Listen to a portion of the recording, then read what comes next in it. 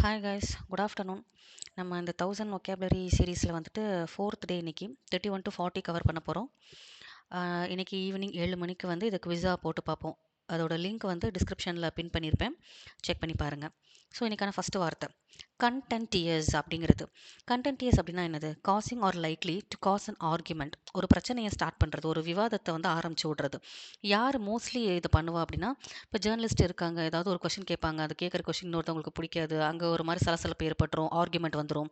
So ஒரு கண்டென்ட்டுக்காக journalist வந்துட்டு இந்த மாதிரியான அன்வான்ட் கொஷின்ஸ் எதையோ கேட்டு அது பிரச்சனையாகுது, அங்கே ஒரு டிபேட் ஸ்டார்ட் ஆகுது, ஒரு சின்ன சலசலப்பு சண்டை வருது அப்படின்னு ஞாபகம் வச்சுக்கோங்க. ஸோ கண்டென்ட்டுக்காக ஜேர்னலிஸ்ட் பண்ணுறாங்க, ஸோ இதனால ஒரு ஆர்குமெண்ட் வருது, ஒரு கான்ட்ரோவர்சி கிரியேட் ஆகுது அப்படின்னு ஞாபகம் வச்சுக்கலாம். ஸோ கான்ட்ரோவர்சி, டிஸ்பியூட்னா சண்டை, டிபேட்டுனா வாக்குவாதம் பண்ணுறது, டிஸ்பியூட்டட் எகெயின் சண்டை, எல்லா வார்த்தையுமே ஈஸியான வார்த்தை தான். தி கண்டென்டியஸ் இஷ்யூ ஆஃப் அபார்ஷன் அப்படிங்கிறது இது எப்போவுமே ஒரு கான்ட்ரவர்சியலான டாபிக் தான். இந்த மாதிரி இடத்துல நம்ம என்ன என்ன இஷ்யூ? கான்டென்டியஸ் இஷ்யூ. இது ஒரு ஆர்குமெண்ட், டிபேட் பண்ணப்படக்கூடிய ஒரு இஷ்யூ. இந்த மாதிரி இடத்துல இந்த வார்த்தையை யூஸ் பண்ணலாம். அடுத்த ஆன்டிபதி அப்படிங்கிறது. ஆன்டிபதி, இப்போ ஆன்டி இண்டியன் அப்படிம்பாங்க, இப்போ எகெயின்ஸ்ட் இண்டியன், லைக் ஏதோ ஒன்று நம்ம செய்கிறது வந்து பிடிக்காது, அப்போ தான் ஆன்டிங்கிற வார்த்தையை வந்து நம்ம யூஸ் பண்ணுவோம். இப்போ இந்த இடத்துல ஆன்டிபதி அப்படிங்கிறது என்னென்னா ஒரு விதமான ஃபீலிங், என்னென்னா பிடிக்காத ஃபீலிங், டிஸ்லைக்ஸ், ஒரு மாதிரி வெறுப்பு, அருவருப்பு, இந்த மாதிரி இடத்துல யூஸ் பண்ணலாம். பத்தினாலே வந்து அ கைண்ட் ஆஃப் எமோஷன். இப்போ சிம்பத்தினா நம்ம ஒருத்தவங்க மேலே சிம்பத்தி, அப்பத்தினா எமோஷனே இல்லாமல் இருக்கிறது. ஆன்டிபதி அப்படிங்கிறது ஒரு வெறுப்பான எமோஷன் நம்ம காட்டுறது. ஸோ ஹாஸ்டிலிட்டினால இந்த சண்டை, ஆன்டகோனிசம், அனிமோசிட்டி, அவர்ஷன் இப்போ தான் பார்த்தேன், ஒரு வெறுப்பு அப்படின்னு. இப்போது I am aversion, a strong aversion to snake and spiders அப்படின்னு சொல்லுவாங்க. அந்த மாதிரி ஊர்வனையெல்லாம் பார்த்தாலே வந்து ஒரு மாதிரி ஒவ்வாமையாக இருக்கும் சிலருக்கு. அவர்ஷன்னா அப்போ பிடிக்காது அப்படிங்கிற மீனிங். ஆன்டகோனிசம், அனிமோசிட்டி, இதெல்லாம் தான் புது வார்த்தை. அனிமஸ், அனிமோசிட்டி ஒரே மாதிரி தான். ஒரு எக்ஸாம்பிள் கூட எழுதியிருக்கேன். He showed no personal animus. அவன் எந்த விதமான பர்சனல் வெறுப்பையுமே வந்து காட்டலை. He showed no personal animus. அனிமஸ்னா வெறுப்பு அப்படிங்கிற meaning. So his fundamental antipathy to capitalism. அவருக்கு பேசிக்காகவே வந்து கேபிட்டலிசம் அது மேலே ஒரு உடன்பாடு இல்லை ஒரு வெறுப்பு இருக்குது அப்படின்னு சொல்லலாம். மூணாவது வார்த்தை கவுண்டினன்ஸ் அப்படின்னு. கவுண்ட் அப்படின்னு இருக்கா? அப்போ கவுண்ட்னா என்னது? நம்ம ஏதோ ஒன்று ரீட் பண்ணுறோம். எதை ரீட் பண்ணுறோம் அப்படின்னா ஒருத்தரோட முகத்தை ரீட் பண்ணுறோம். பர்சன்ஸுடைய ஃபேஸ், இல்லைன்னா ஃபேஷியல் எக்ஸ்ப்ரெஷன்ஸ். இல்லை அவர் சேடாக இருக்காரு, அவன் ஏன் திருன்னு முழிக்கிறான், ஏதோ தப்பு பண்ணியிருப்பானோ, அந்த மாதிரி நம்ம we can count, we can read, இப்படி ஞாபகம் வச்சுக்கலாம். ஸோ ஃபேஸ், ஃபீச்சர்ஸ், ஃபிசியோக்னமி, இதுதான் நமக்கு வந்து புது வார்த்தை. ஃபிசியோக்னமி, ஒருத்தவங்களை பற்றி தெரிஞ்சுக்கிறதுக்காக அவங்க ப்ரொஃபைலை போய் நம்ம பார்க்கலாம், அப்படி அந்த ஃபேஸ் ஞாபகம் வச்சுக்கலாம். ஃபேஷியல் எக்ஸ்பிரஷன்ஸ், டைரக்டான மீனிங் ஃபேஷியல் எக்ஸ்பிரஷன் அப்படிங்கிறது. ஸோ இதுக்கு ஒரு example, he and his son have the same distinctive physiognomy. ரெண்டு பேருக்கும் ஒரே மாதிரியான அந்த ஃபேஷியல் ஃபீச்சர்ஸ் இருக்குது, அப்பா பையன் ரெண்டு பேர்த்துக்கும், இப்படி சொல்லலாம். ஸோ கவுண்டனன்ஸ் அப்படின்னா we are reading the face அப்படின்னு ஞாபகம் வச்சுக்கோங்க. ஸோ ஃபேஸ்ன்னொன்னே ஃபேஸில் காட்டக்கூடிய அந்த எக்ஸ்பிரஷன்ஸ் அப்படின்னு ஞாபகம் வச்சுக்கலாம். ஃபிசியோக்னமிங்கிறது மட்டும்தான் இங்கே நம்ம வந்து படிக்க வேண்டிய வார்த்தை. நாலாவது வார்த்தை டாக்மேட்டிக். இதை நான் அடிக்கடி சொல்லுவேன், டாக். இது எப்படி ஞாபகம் வச்சுக்கலாம்னா, வீட்டில் குழந்தைங்க வந்து டாக் வேணும்னு அடம் பிடிக்கிறாங்க. ஸோ ஒரு பிடிவாதத்தனம், அடம் பிடிக்கிறது, தனக்குன்னு ஒரு கொள்கைகள் இருக்கும், ஒரு ஐடியாஸ் இருக்கும், அதை தான் அவங்க நம்புவாங்க. வேற யாரை சொல்கிறத காது கொடுத்து கூட கேட்க மாட்டாங்க. ஸோ அந்த மாதிரி ஒரு பிடிவாதத்தை தான் வந்து டாக்மேட்டிக் அப்படின்னு ஞாபகம் வச்சுக்கலாம். அவங்களோட ஒப்பீனியன் தான் சரின்னு நினைக்கிறது, ஒப்பீனியேட்டட். பெரம்டரிங்கிறதுமே வந்து தான் தான் ரைட்டுங்கிற மாதிரி பேசுறது. His peremptory tone of voice irritated everybody. அந்த மாதிரி ஒரு டோனில் பேசுறது வந்து எல்லாருக்கும் ஒரு எரிச்சலை கொடுத்துச்சு. தான் தாங்கிற மாதிரி ஒரு கமாண்டிங்கான வாய்ஸில் பேசுறது வந்து எரிச்சலாக இருந்துச்சு எல்லாருக்கும். பெரம்டரி வாய்ஸ் ஆஃப் டோன் அப்படின்னு ஞாபகம் வச்சுக்கலாம். அசர்ட்டிவ் அப்படின்னாலே ஃபேக்ட், ஒரு ஒப்பீனியன், நம்ம கருத்தை சொல்கிறது தான். அசர்ட்டிவ்னா தான் சொல்கிறது தான் சரிங்கிற மாதிரி பேசுகிறது. அசர்ட்டிவ், இம்பரேட்டிவ், இன்சிஸ்டன்ட் அப்படின்னாலும், இன்சிஸ்டன்ட்னா கூட இப்போ இந்த கடல் ஓயாமல் என்ன சொல்கிறது, அழகாக ஒரு வார்த்தை சொல்லுவாங்களே தமிழில், டக்குன்னு வரமாட்டேங்குது. சரி, எக்ஸாம்பிள் பார்ப்போமே. இன்சிஸ்டன்ட்டுக்கு, he listened to the incessant crashing of waves on the ocean. கடலில் வந்துட்டு விடாமல் அலை வந்து அடிச்சுட்டே இருக்குது. என்ன சொல்றது, அடங்க மறுக்குதுன்னு சொல்லுவாங்கல்ல, ரெஃப்யூசிங் டு ஸ்டாப் அப்படின்னு சொல்லுவாங்க. விடாம அடிச்சுட்டே இருக்குன்னா, தான் சொல்றது தானே விடாப்பிடியா பிடிச்சிட்டு இருக்கிற மாதிரி இதுவும் வந்து நிக்காம வந்து அலை அடிச்சுட்டே இருக்கு அந்த ஓஷன்ல. So he listened to the incessant crashing of waves on the ocean. இது புது வார்த்தை, இன்சிஸ்டன்ட் ஞாபகம் வச்சுக்கணும். அசர்ட்டிவ் இம்பரேட்டிவ் கூட ஈஸியாக ஞாபகம் வந்துடும். பெரம்டரிங்கிற வார்த்தை வந்து மறந்து போக வாய்ப்பு இருக்கு. So his peremptory tone of voice irritated everybody. சென்டென்ஸோடய நம்ம படிச்சிடணும். Incessant crashing of waves on the ocean, விடாப்புடியாக வந்துகிட்டே இருக்கிறது. ரெஃப்யூசிங் டு ஸ்டாப், அதுதான் இன்சிஸ்டன்ட்டோட மீனிங். எல்லாமே என்னது, ஒரு பிடிவாதத்தனம், டாக்மேட்டிக். இதுக்கு சினானிம்ஸ் தான் இப்போ பார்த்தோம். அடுத்த வார்த்தை அப்ரப்போஸ் அப்படிங்கிறது பேர்லேயே இருக்கு. அப்ராப்ரியேட், RIATE, அப்ராப்ரியேட் அப்படிங்கிறது வெரி அப்ராப்ரியேட். கரெக்டாக இந்த டைமுக்கு ஏற்ற மாதிரி எல்லாம் நடக்குது, பொருத்தமாக எல்லாம் இருக்குது. அதான் அப்ரப்ராஸ்ங்கிறது அப்ராப்ரியேட்டுங்கிற வேர்டு தான். பொருத்தமான சரியான தருணத்தில் அப்படிங்கிற மாதிரி அப்ராப்ரியேட். ரொம்ப ரெலவெண்ட்டாக இருக்குது, இந்த கருத்துக்கும் இந்த இதுக்கும் மேட்ச் ஆகுது. இப்போ இந்த ட்ரெஸ்ஸுக்கு இந்த நெக்லஸ் கரெக்டாக இருக்குது, மேட்ச் ஆகுது, ரெலவெண்ட்டாக இருக்குது. ஆப்போசிட் அப்படிங்கிறது ஆப்போசிட் அப்படின்னா எதிர்மறையாக இருக்கிறது. இந்த ஓக்கு பதிலாக ஏ போட்டுட்டீங்க அப்படின்னா கரெக்டாக பொருந்தி வருதுன்னு அர்த்தம். It comes at an opposite moment. சரியான நேரத்தில் தான் இப்போ ஒரு கிஃப்ட் அனுப்புகிறோம்னா கரெக்டாக அந்த பர்த்டே செலிப்ரேஷன் அப்போ போய் ரீச் ஆகுது. It comes at an opposite moment அப்படின்னு சொல்லலாம். நம்ம புதுசாக இருக்கிற வார்த்தைனா பெர்டினன்ட்டுங்கிறது மறக்க வாய்ப்பு இருக்குது. இப்போ நம்ம அப்ரப்போஸில் மெயினாக படிக்க வேண்டிய வார்த்தை பெர்டினன்ட் அப்படிங்கிறது. அப்ரப்போஸ், பெர்டினன்ட், அவ்வளோதான். The information is not pertinent to the study. நான் படிக்கிற படிப்புக்கு நீங்கள் கொடுக்குற இன்ஃபர்மேஷன் வந்து பொருந்தாமல் இருக்குது. So the information is not pertinent இப்படின்னு சொல்லலாம் நம்ம. அடுத்து the song feels apropos to a midnight jaunt. Jaunt அப்படிங்கிறது எங்கேயோ ட்ரிப்பு மாதிரி போடுறது. இப்போ இந்த ட்ரிப்பு மிட் நைட்டு போகிறோம், இந்த நேரத்தில் வந்து இந்த சாங் ரொம்ப பொருத்தமாக இருக்குது. ஃபீல்ஸ் அப்ரப்ரோஸ் அப்படின்னு சொல்லலாம். அடுத்த வார்த்தை ராஃபிஷ் அப்படின்னாலே ராக்கிஷ்.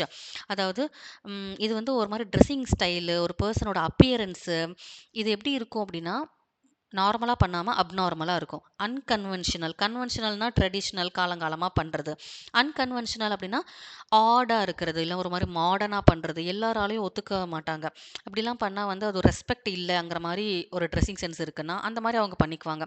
கேர் ஃப்ரீயாக இருப்பாங்க, சொல்லப்போனால் அதுதான் கரெக்டான வார்த்தை. ராஃபிஷ் அப்படின்னாலே கேர் ஃப்ரீ. நீ என்ன நினச்சா எனக்கு என்ன, நான் இப்படி தான் ட்ரெஸ் பண்ணுவேன், அந்த மாதிரியான ஒரு ஆட்டிடியூடில் இருக்கிறவங்க அந்த ராஃபிஷ் அப்படிங்கிறது. So unconventional and slightly டிஸ்ரெப்யூட்டபிள்.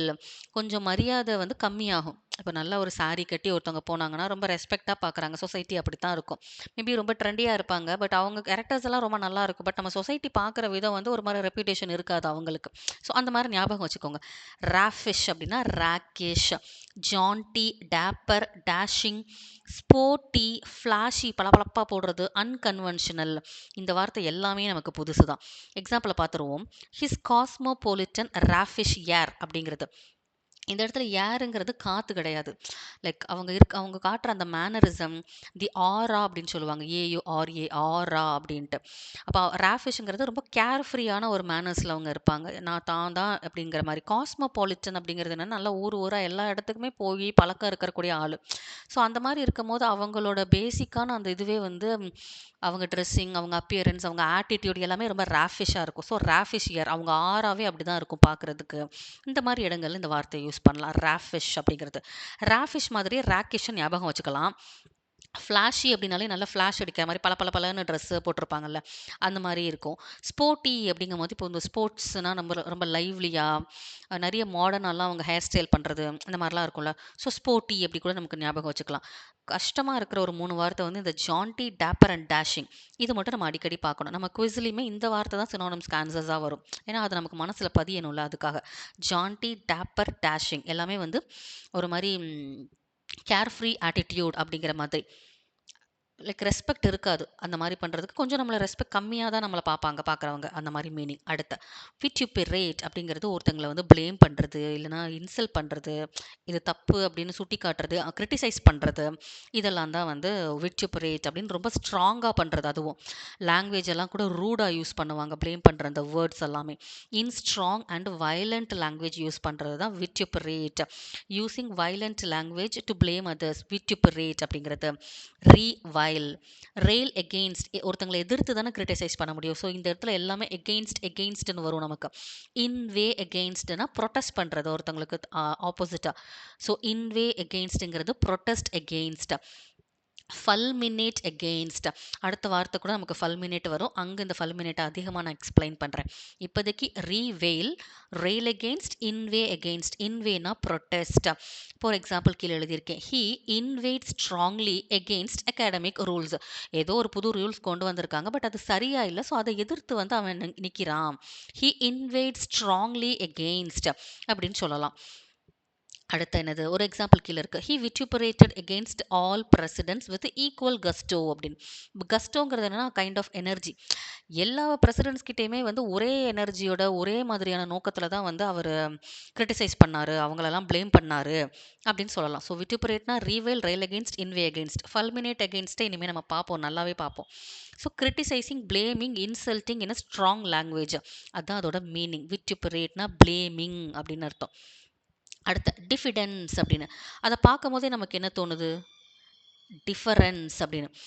அந்த மாதிரி மீனிங்கில் தான் வரும். என்ன டிஃபரன்ஸ் அப்படின்னா, நமக்கு நிறைய விஷயம் தெரியாமல் இருக்கும், ஒரு மாதிரி கான்ஃபிடென்ட் இல்லாமல் இருப்போம். அப்போ நம்ம சபையில் வந்து ஏதாவது ஒரு கொஷின் கேட்குறாங்களோ இல்லை ஏதாவது பண்ண சொன்னாலோ நம்ம வந்து ரொம்ப கான்ஃபிடென்ட் இல்லாமல் லேக் ஆகும், ஷையாக ஃபீல் பண்ணுவோம். இதுதான் வந்துட்டு அந்த டிஃபரன்ஸ், நமக்கும் எல்லாம் தெரிஞ்சவங்களுக்குமான டிஃபரன்ஸ். இந்த டிஃபரன்ஸ் இருக்க போய் தான் நமக்கு வந்து செல்ஃப் கான்ஃபிடன்ஸ் இல்லாமல் ஆகுது. ஸோ தட் நமக்கு ஹெசிடேஷன், ஷைனஸ் எல்லாமே வருது. அப்போ டிஃபிடன்ஸ் அப்படிங்கிறது என்னென்னா இந்த ஷைனஸ்ங்கிறது தான் மீனிங். மாடஸ்ட்னா கொஞ்சம் ரொம்ப அடக்கமாக இருக்கிறது, மாடஸ்ட் அப்படிங்கிறது.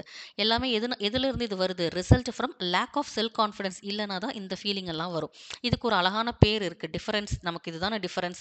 அதை தான் அவங்க வந்து டிஃபிடென்ஸ் அப்படின்னு சொல்கிறாங்க. DIFFIDENCE, டிஃபிடென்ஸ் அப்படிங்கிறது.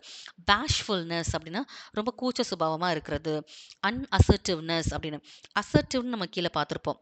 டாக்மேட்டிக், பிடிவாதமாக அவங்க வந்து போல்டாக எல்லாம் செய்வாங்க. இங்கே வந்து அப்படி இருக்க மாட்டாங்க, தயங்கிக்கிட்டு இருப்பாங்க. ஸோ ஹெசிடேஷன் மாதிரி தான் அன்அசர்ட்டிவ்னஸ் அப்படிங்கிறது.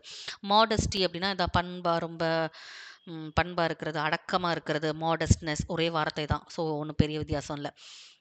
அப்புறம் எக்ஸாம்பிள் பார்க்கலாம். He regretted his diffidence and awkwardness in large groups. So அவர் ஏதோ ஒரு குரூப் பார்ட்டியோ எதுக்கோ போயிருக்காரு, அங்கே ரொம்ப அன்கம்ஃபர்டபுளாகவும் ஷையாகவும் இருந்திருக்காரு. அதுவே அவருக்கு ரொம்ப கஷ்டமாக இருக்குச்சு, என்னடா நம்ம இப்படி நடந்துக்கிட்டோமே அப்படின்னு அவர் ரிக்ரெட் பண்ணுறாரு. ஸோ ஹீ ரெக்ரெட்டட் ஹிஸ் டிஃபிடன்ஸ் அப்படின்னா அவர் ஷையாக இருந்ததையே வந்து அவர் கொஞ்சம் அதுவே அவருக்கு ரொம்ப எம்பாரசிங்காக இருக்குது. And awkwardness in large groups, ஆக்வர்ட்னா அன்கம்ஃபர்டபுளாக இருக்கிறது. ஃபல்மினேட், இப்போ அங்கே பார்த்தோம்ல, சேம் தான், கிரிட்டிசைஸ் பண்ணுறது. எக்ஸ்பிரஸ் வெஹிமெண்ட் ப்ரொட்டஸ்ட், வெஹிமெண்ட்னா கடுமையான, விட்டிப்புரேட் அப்படின்னா பிளேம். ஸோ வெஹிமெண்ட், விட்டிப்புரேட் எல்லாம் வின்னு ஆரம்பிக்குது. இதை வச்சு நம்ம கொஞ்சம் அப்படியே ஞாபகம் வச்சுக்கிறதுக்கு ட்ரை பண்ணலாம். கடுமையான ப்ரொட்டஸ்ட்டு, பிளேம் பண்ணுறாங்க. விட்டிப்புரேட், ரீவைல் பார்த்தோம், வைல் எகெயின்ஸ்ட் பார்த்தோம், இன்வே எகெயின்ஸ்ட் பார்த்தோம், ரெயில், ப்ரொட்டஸ்ட் எல்லாம் கீழே பார்த்தோம். அந்த எல்லா வார்த்தையும் தூக்கிட்டு வந்து இங்கே போட்டுக்கலாம் ஃபல்மினேட் அப்படிங்கிறதுக்கு. ப்ரொட்டஸ்ட் பார்த்தோம், ரெயில் பார்த்தோம். ரேஜ் பயங்கரமான கோவம், ரேண்ட்னால அதான் கோவம், ஆத்திரம். தண்டர் ஸ்ட்ராம், இடி இடிக்கிற அளவுக்கு அந்த மாதிரி கடுமையான கோவம்னு ஞாபகம் வச்சுக்கலாம். டீக்ளைம், இன்வே பார்த்துட்டோம் ஆல்ரெடி. டீக்ளைம், ஆக்சுவலி டீக்ளைம் அண்ட் ரீக்ளைம்க்கு சில எக்ஸாம்பிள்ஸ் எழுதி வச்சுருந்தேன், அந்த பேப்பரை காணும். சரி, நான் அதை ஒரு தனி கிளாஸில் நான் எடுத்துகிட்டு வரேன். ஆமாம், ஓகே, இப்போ எக்ஸாம்பிள்ஸ் பார்ப்போம். Ministers and preachers fulminated against the new curriculum. So அந்த ஒரு கரிக்குலம் சரியா இல்லை, ஸோ அதை எதிர்க்கிறாங்க. ஃபல்மினேட்டட் எகெயின்ஸ்ட்னா protesting against, rail against, inveigh against, இந்த மாதிரி எல்லா வார்த்தையும் போட்டுக்கலாம். அப்படா முடிச்சாச்சு. அடுத்த அஸ்ஸே அப்படிங்கிறது பேர்லேயே இருக்குது, ASS அப்படின்ட்டு. அஸ்ஸே அப்படின்னா அசஸ்மெண்ட். Assay, assessment. என்ன அசஸ்மெண்ட்? அசஸ்மெண்ட்டில் என்ன பண்ணுவாங்க, இப்போ நமக்கு ஒரு டெஸ்ட் வைக்கிறாங்க, அசஸ்மெண்ட் டெஸ்ட்டுன்னு. நாம் எப்படி இருக்கோம், நம்மளோட குவாலிட்டி எப்படி இருக்குங்கிறத டெஸ்ட் பண்ணி பார்ப்பாங்க அங்கே, இல்லையா? அப்போ எக்ஸாமினேஷன், டெஸ்ட், நம்மளை அனாலிசிஸ் பண்ணுறாங்க, நம்மளோட அறிவை வந்து அங்கே எவாலுவேட் பண்ணுறாங்க. அசஸ்மெண்ட், இதெல்லாம் தான் இதுக்கு மீனிங். அஸ்ஸே, அசஸ்மெண்ட் அப்படின்னு ஞாபகம் வச்சுக்கலாம். யூசேஜில் என்ன இருக்குது, new blade was taxed when it was brought for SI. ஒரு ஒரு எவாலுவேஷனுக்கு வந்து புதுசாக பண்ண ஒரு பிளேட்டை கொண்டு வந்திருக்காங்க. அந்த டைம் தான் அதை கரெக்டாக இருக்கா என்ன, அதோட குவாலிட்டிலாம் செக் பண்ணிவிட்டு அதுக்கு அந்த டாக்ஸேஷன் எல்லாம் பண்ணுறாங்க. ஸோ இந்த மாதிரி ஒரு எக்ஸாம்பிள், அவ்வளோதான். எஸ்ஐனா அசஸ்மெண்ட், எவாலுவேஷன். இதெல்லாம் ஈஸியான வார்த்தை தான், நம்ம போட்டுடலாம். அவ்வளோதான் கைஸ். ஈவினிங் 7 PM வந்துருங்க. இதில் இந்த 10 வார்த்தையிலே வந்துட்டு நம்ம நிறையா ஆன்டனிம்ஸ் அதாவது ஆப்போசிட்ஸும் பார்ப்போம், சினானிம்ஸும் பார்ப்போம். மோஸ்ட்லி ஆப்போசிட்ஸ் வரும்போது நமக்கு கன்ஃப்யூஸ் ஆகும். மிச்சம் இருக்கிறது எல்லாமே அந்த வார்த்தைக்கான சினானிமா தான் இருக்கும். ஸோ தட் நம்ம சினானிமையும் படிச்ச மாரி இருக்கும். ஆப்போசிட்டுக்காக யோசிக்கும்போது அந்த வார்த்தை நம்ம பிரெயின்குள்ள இன்னும் கொஞ்சம் போகும். அந்த கான்செப்ட் தான் நான் இது கொண்டு வரணுங்கிறதுக்கு காரணமே அதான். சினானிம்ஸையும் ஆப்போசிட்ஸையும் ஆக்சுவலா கலந்து கொண்டு போலாம் அப்படின்னு நெனச்சதுக்கு. ஓகே. இத பத்தி தெரியாதவங்களுக்கு கொஞ்சம் முன்னாடி முன்னாடி வீடியோஸ் போய் பார்த்தீங்க அப்படின்னா, நான் கிளியரா எக்ஸ்ப்ளைன் பண்ணியிருப்பேன். vocab பாட் நம்ம எப்படி பண்றோம், என்ன அப்படிங்கிறத. நீங்க வந்து அத செக் பண்ணி பார்த்துக்கலாம். அது அந்த டெலிகிராம் லிங்க் வந்துட்டு கீழ டிஸ்கிரிப்ஷன்ல பின் பண்ணியிருப்பேன். நீங்க அத யூஸ் பண்ணிக்கோங்க. அவ்வளோதான் காய்ஸ். நாளைக்கு வந்து அடுத்த 41 டூ 50 பார்க்கலாம். Tata, by by. 7 மணிக்கு வந்துருங்க. பை.